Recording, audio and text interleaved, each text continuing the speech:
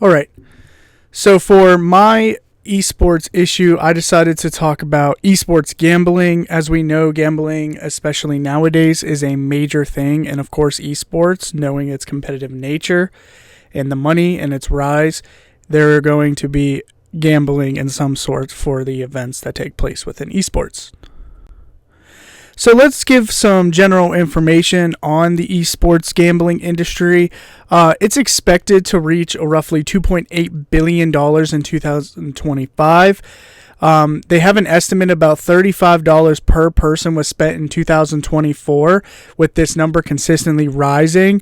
And this number, is just estimated, and it could vary because some people, of course, are going to have more money and are going to be able to place bigger bets.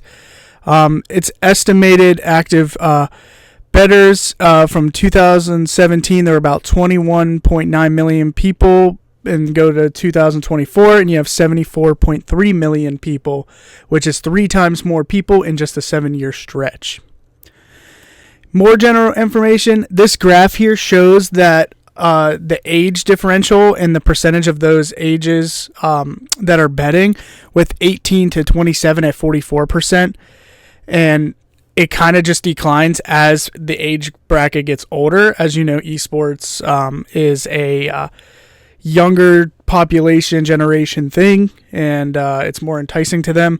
So if those people are going to be betting, and as you can see, this number goes from 18, which we know in the US you have to be 21 to gamble, which we're going to talk about some of those issues in later slides. So let's talk about the evolution. I want to talk about the early years of esports betting, and then the next slide we'll talk about more of the modern. In the early esports betting, it was very unregulated. Most bets were made on skin websites, which we're going to talk about later in this presentation. And those bet for the skins were mainly through CSGO, Counter-Strike. The first app to really do anything, or the first website company, was Pinnacle. They were the first bookmaker in esports, which they were established that in 2010. And it was on a steady rise until about 2020, which was the COVID-19 year. And with everybody sitting at home and, not being able to do anything, other companies obviously looked at this investment because esports numbers continued to rise. Now, modern esports betting, it really had to evolve in 2015 when Valve banned skin betting. Obviously, that's still a thing because they're not regulated websites that do that. You could originally only bet on the outcome of a match, like the winner, the tournament, and so on. But now there are more options that you can bet on, like what map's going to come up, each player performance.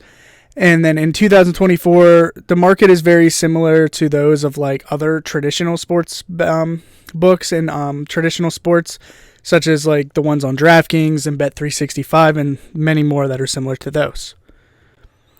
There are 3 types of betting. We have skin betting, match betting, and loot boxes. Skid betting, you use virtual currency, as in the skins, to trade them based off of like, I bet this skin to if this person wins, and so on. Example websites is CS Money and dmarket.com, and this one is very well known for being unregulated and underage betting, which is a problem.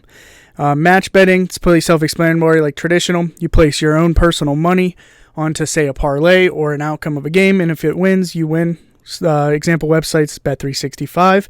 And then loot boxes, basically you take real money to buy currency within a game, and you spend that currency on the loot. Some of the biggest problems, there's match fixing, age verification, and technology exploits such as DDoS. Obviously, they don't have big salaries within esports at most levels, so those players might be a lot more obligated to make a bet hit to make money.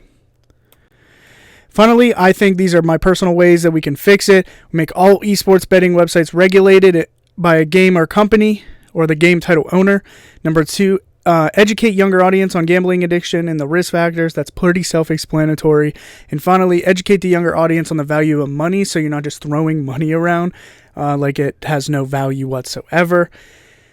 And here are my references.